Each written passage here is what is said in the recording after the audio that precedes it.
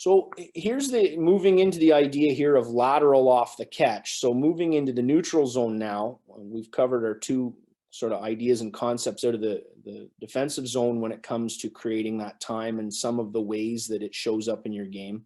Let's take a look now at the neutral zone and some of the concepts involved there. Okay, here we've got an example. It's a little bit of a combination clip of lateral off the catch and speed differential, all kind of wrapped up into one theory here, or one concept, to create space to allow for our first touch to become a more productive one. And we'll play through here first and get an idea of just skill and application.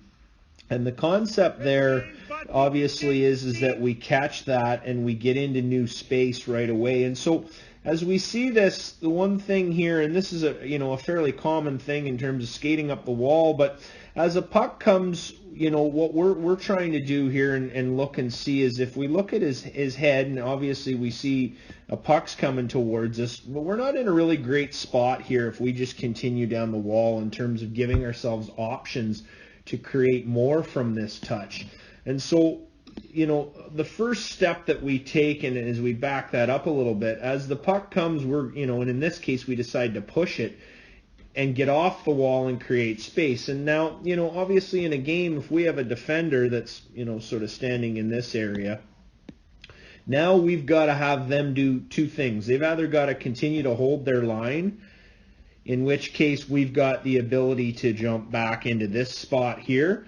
If they bite on this and start to cross their feet in this direction, obviously, we've got a freer path, and we start to make movement of that defender, and ultimately that's going to be something that is a key in terms of moving and creating that pocket of time for something positive to happen.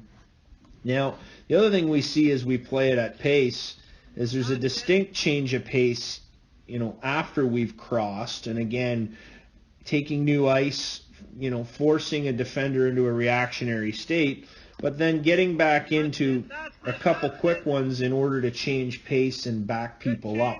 And in this particular drill, very simple.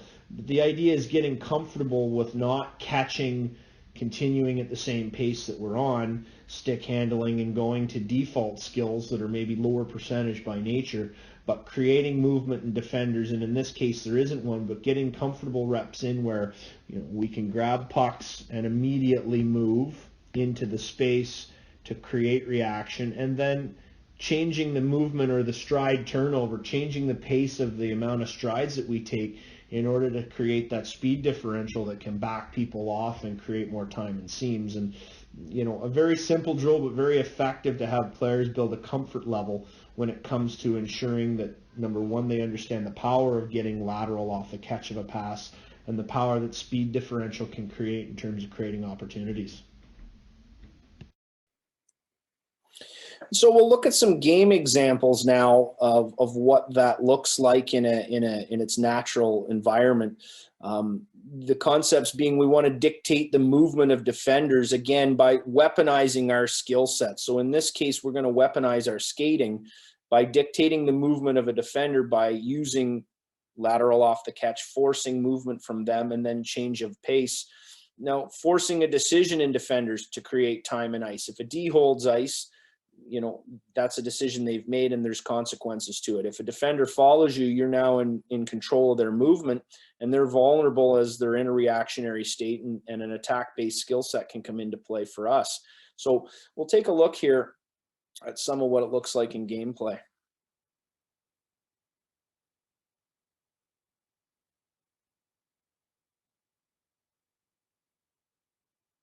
And again, we see here right off the catch, we get everybody scrambling. Now, if we skate in a straight line, it allows team structure to take place. And the idea, and we'll talk about this, and we'll hear about this, a little further on here, just about changing the shape of a team's defense and their defensive structure. And our attack-based skating mindset and our attack-based skills application is going to be something that allows that to take shape and take hold. Here's a second example of it. Again, with the same, we're looking for the same outcomes, but pulling defenders and getting people moving in ways that maybe they don't intend to. And we see there, a great example of pulling a defender over and creating a seam for distribution.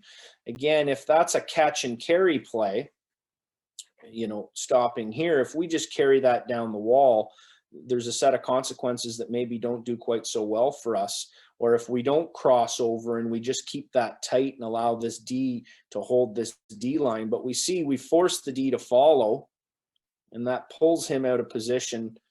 We beat some people up the ice here, and a great opportunity to score a goal.